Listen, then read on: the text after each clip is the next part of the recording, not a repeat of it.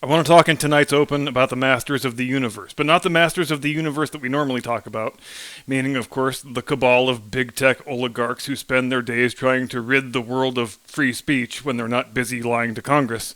Mark Zuckerberg, Jack Rasputin, the volleyball whisperer, the idiot from Google whose name I don't know how to pronounce, those guys. No, tonight I want to talk about Masters of the Universe in the original sense of the term, meaning the wildly homoerotic Saturday morning cartoon that people of my generation watched as kids in the mid-'80s. See, I never knew until a couple weeks ago, when these controversies started blowing up on YouTube, that Netflix was coming out with a Masters of the Universe series, and the man they have running the operation is Kevin Smith? Now, full disclosure, to start with, Lady Curmudgeon and I used to be pretty big Kevin Smith fans back in the day, in the first half of the 2000s, so 15 to 20 years ago, give or take. We used to go to his live shows and his film festivals and whatnot, and it was all good fun before it got old, or before we got old, as the case may be. I still enjoy the earlier View Askew-universe pictures. I was never a huge Clerks fan. I couldn't stand Clerks 2, but Mallrats, Chasing Amy, Dogma, Jay and Bob Strike Back, I'm happy to sit down and watch any of those. In fact, I'd probably still rate Dogma as one of my top 10 favorite movies, but I sort of lost track of Kevin Smith around the latter part of the aughts. The last movie he did that I bothered watching was Red State, and God, what a piece of shit that was. I know he's made other films since then, but I haven't cared enough to watch them, and since then I've only been aware of Kevin Smith primarily as a podcaster. But since I have precious little interest in listening to grown men talk about cartoons and action figures, I've never had much interest in watching the show that he does now, Fat Man on Batman, I believe it's called. But then a couple weeks ago, I start seeing all of these Kevin Smith hate videos popping up on YouTube, which is how I found out about the He-Man and the Masters of the Universe thing. So, as I understand it, and my understanding is admittedly an imperfect one, I guess there was some sort of a plot leak where someone divulged that this was going to be a, get ready to be shocked, another gender-swapping reboot of an 80s property where they piss all over the source material and the male characters are reduced to bumbling, helpless buffoons, while the female characters are strong and powerful and smart and the bestest ever. So Kevin Smith immediately jumps into the fray, denies everything, says, no, it's not like that. I was a huge Masters of the Universe fan back in the day of that show, so I would never disrespect something that meant so much to me when I was a kid, which caused some people to say, wait a minute, weren't you like in high school when that show was on the air? That show that was geared toward 8 to 12-year-olds? So that causes people to get suspicious, and they begin digging through Kevin Smith's Twitter archives, and they come up with some tweets where, indeed, years ago, he crapped all over the show and said he was never a fan of it. Which, of course, makes Kevin Smith a liar. And he's a liar on a couple of different levels because he was never a fan of the show, and according to the early reviews, the new show very much is an exercise in over-the-top woke-tardedness. But that wasn't the most interesting revelation that I gleaned from this little internet dust-up. Kevin Smith versus YouTube, if you will. Because that would be that I had no freaking idea there are adults who care enough about that crappy, obscure 80s cartoon to call themselves a fan base. But evidently, there are. And here's the other thing I don't get. Now look, I know the woke identitarian leftists who run Hollywood are bound and determined to do a nauseatingly woke remake of every single property and franchise that men my age once enjoyed when we were kids. Star Wars, Star Trek, Terminator, I could go on. I could spend this whole episode just listing the shows and movies that have gotten the woke makeover treatment.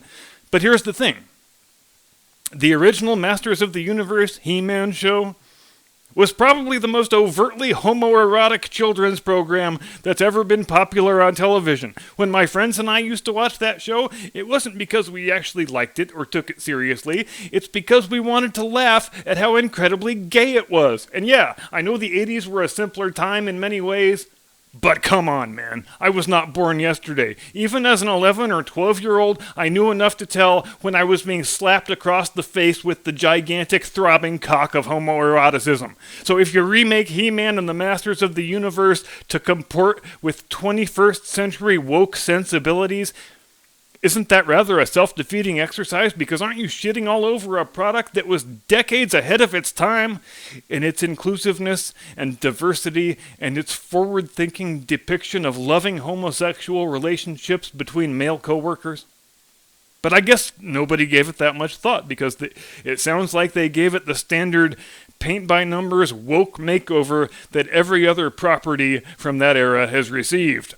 I'm not ever going to watch the thing, so I'm having to rely on hearsay. But apparently He-Man is killed off, in the first episode, and doesn't return until the last one, when the strong female characters come to rescue him and save him from his own toxic masculinity. And I saw a quote from one of the female animators, who I'm guessing is a purple-haired land whale that no man would touch with fewer than 10 beers in him, where she talks about how crucially important it is for female animated characters to be drawn more realistically. Which in this case means you give them butch haircuts, big rippling muscular man arms, no boobs, no hips, no sense of humor, no remotely endearing feminine personality traits. Because remember, girls, you're only in control of your femininity when you are acting exactly like a man. And why, again, is it important to draw realistic characters in a fucking fantasy cartoon? Like there are little girls out there just waiting for this Netflix reboot of a show nobody under 40 has ever heard of to show them how real women's is supposed to act? And who is this even for? What demographic are they trying to tap into by hiring Kevin Smith to make this thing? Because as is usual with woke Hollywood, I find myself at a loss to understand how any studio would hear this pitch and give it a green light.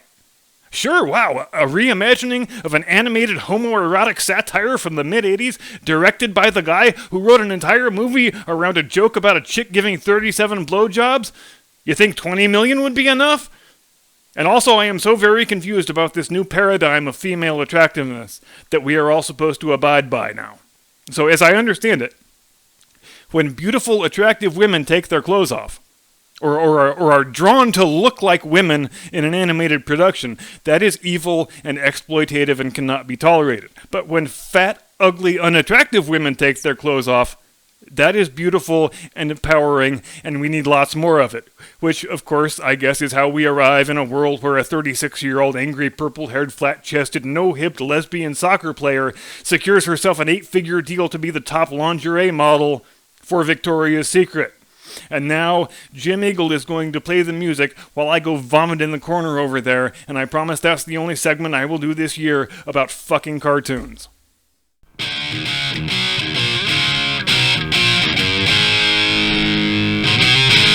From high atop the battlements of Castle Curmudgeon, where our defenses are so robust not even Skeletor himself could ever defeat them. Good evening, Mr. and Mrs. America, and all ships at sea. Welcome to the program. I am your eponymous host and humble servant. And tonight I want to talk about vice presidents. Two vice presidents in particular. The first being the 49th and current one, Vice President Black Mask Grim Reaper Ninja Lady, the California Cackler, the Ugandan Headhunter. She's got more names than Muhammad Ali, whichever you prefer, and I don't think there's anybody else around here who has 3 nicknames, so that gives you some indication of the esteem in which she is held on this program. And the second one being the 44th Vice President, James Danforth Quayle, who held the office from 89 to 93 during the George H.W. Bush administration. Now, if you're old enough to remember, and hell, maybe even if you're not, you'll know there are 3 things that Dan Quayle is primarily known for. And Google will back me up on this, because when you type Dan Quayle into the Google search box and wait for the autocomplete suggestions to come up, they only give you 3. They give you Dan Quayle Potato, Dan Quayle Murphy Brown, and Dan Quayle You're No Jack Kennedy. So let's take those one at a time in order to bring the uninitiated up to speed. On 15 June 1992, Vice President Quayle attended a spelling bee at Munoz Rivera Elementary School in Trenton, New Jersey, and a 12-year-old kid named William Figueroa wrote on the blackboard the correct spelling of the word potato. And I need to digress here quickly to say that I myself was competing in spelling bees at that same age, and the words were a hell of a lot harder than potato, but maybe they just learned more slowly in New Jersey. after which the vice president infamously rose to his feet, grabbed the chalk out of the kid's hand, and promptly added an E to the word potato, and he was roundly mocked for it, as well he should have been. And he made it worse when he tried to blame it on his staffers, claiming he really knew the correct spelling, but he had been handed a card with the incorrect spelling. And then there is the "You're no Jack Kennedy" thing, a line which was famously uttered by Texas Senator Lloyd Bentsen, who was Michael Dukakis' running mate in the '88 election. Now, Quayle, when he was tapped by the Bush campaign for the number 2 spot on the Republican ticket that year, despite being a second-term senator who had also served 3 terms in the House, he was only 42 years old, and he looked quite a bit younger. Leading up to the debate, everybody knew that Bentsen was going to go after him for his supposed youth and inexperience. But Quayle thought he had a good riposte with which he could parry that thrust. He would simply point out that he, Dan Quayle, had served 12 years in Congress, which was the same number of years that JFK had served when he was elected to the presidency in 1960. Now, the RNC debate preppers were adamant that he not use that line because they felt like Bentsen, being the seasoned political operator that he was, would be able to turn it around on him and embarrass him with it, which he, of course, proceeded to do when he said, "Senator, I knew Jack Kennedy. I worked with Jack Kennedy. Jack Kennedy was a friend of mine. And Senator, you're no Jack Kennedy." It became a legendary moment of political theater, which Quayle made all the worse with his reaction, which was to stand there looking embarrassed and dumbstruck, like someone had just sneaked up behind him and pulled down his pants. And again, it was a moment for which he deserved to be mocked. But the Murphy Brown speech, he was mocked for that one most of all, despite not having said anything in it that warranted mockery. In fact, if anything, the succeeding decades have done nothing but to vindicate the point that he was making in that speech, which happened on 19 May 1992 in a speech in Los Angeles, barely a month after the LA riots had ended. The campaign season was just starting to heat up for the presidential election that November, and it looked increasingly like Arkansas Governor Bill Clinton was going to be the presumptive nominee on the Democrat side. And as we know, even at that early date, Bill Clinton had no shortage of sex scandals that were following him around and threatening to derail his campaign. So the Republicans decided the best way to attack Clinton would be with an emphasis on traditional morality, and they made Vice President Quayle the point man for that effort.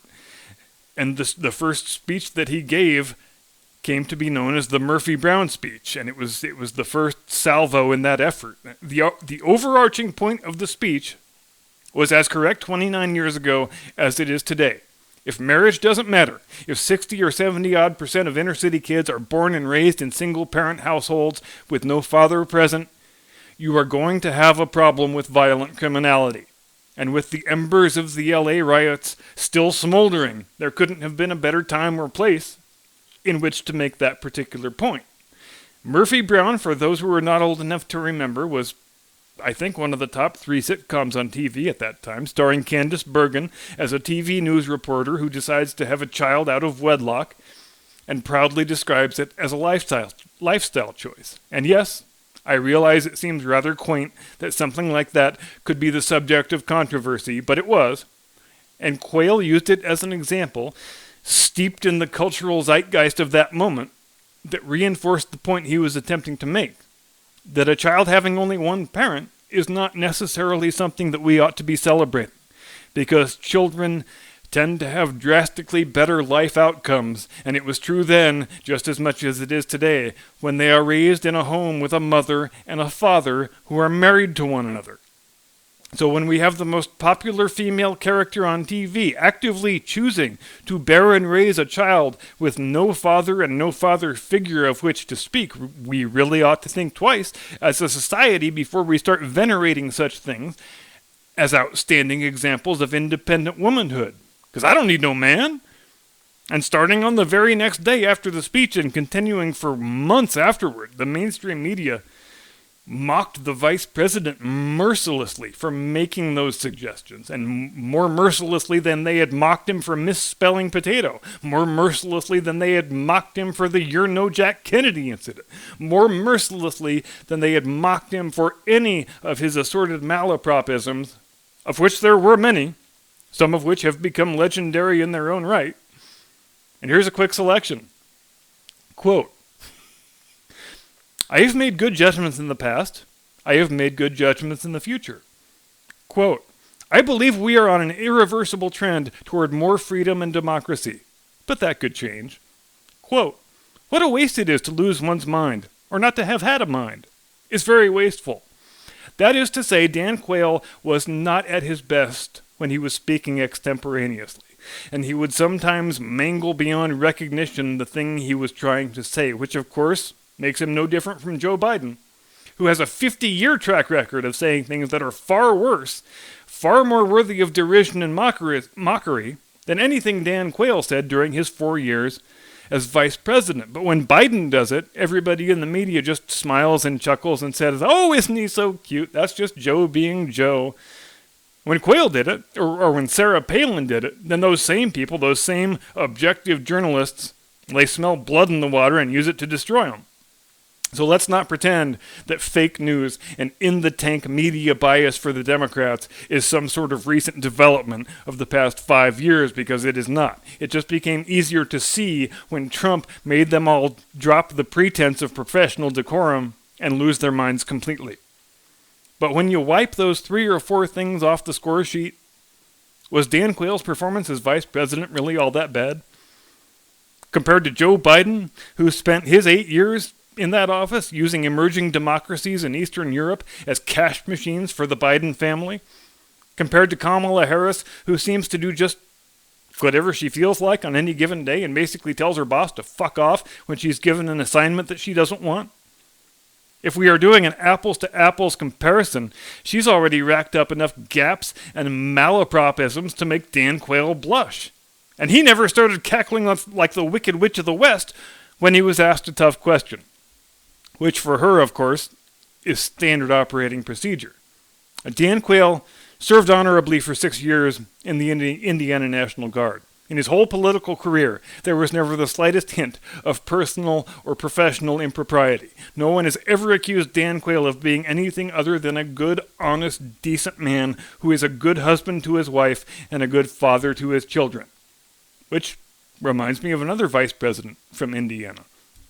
And when Dan Quayle won his first Senate election at the impossibly young age of 33, he defeated a 3-term incumbent and got 54% of the vote. When he ran for re-election 6 years later, he got 61% of the vote, which is a straight-up ass-kicking.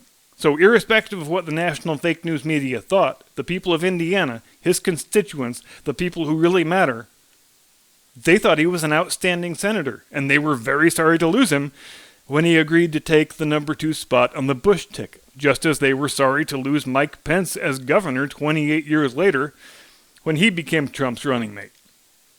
Dan Quayle made 47 official overseas trips during his vice presidency.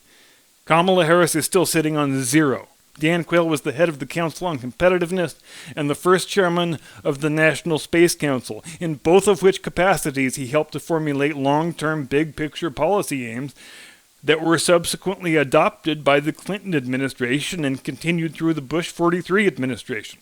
A few vice presidents, I think, can say they did real and useful and productive things during their tenure in office, but Dan Quayle is one of them. But in the national memory, in the public consciousness, he's remembered mostly as a bumbling buffoon who got embarrassed on the debate stage and misspelled potato. And is that a fair assessment of his legacy? Because I would submit it is not. His legacy is what the crooked fake news media decided it would be. They decided very early on that he was going to go down in history as a silly doofus who never did anything of value, and so it was. But it's the media mockery of his family values effort that still sticks in my craw more than anything else. Even the term itself, family values, was turned into nothing more than a punchline for late-night comedians. Like family values are bad, like kids growing up with a mother and father is something to chuckle at and just hand-wave away. I wonder what the current vice president, the childless woman who's never had to concern herself with anything but political upward mobility and the maintenance of her own elephantine ego, would have to say about that. Probably nothing. In all likelihood, she would just cackle like a drunken hyena until they turned the cameras off, and she would get a free pass for it, naturally, as she always does. Because she's a woman, and she's two different kinds of non-white. So only a filthy white supremacist would dare utter any unfavorable critique of her job performance. But it's good work if you can get it. Failing upward from one job to the next, all the way to the vice presidency, having never been particularly good at anything but being Willie Brown's concubine. And they say the American dream is dead. That's it for me. See you Wednesday. Have a pleasant tomorrow. Get off my lawn.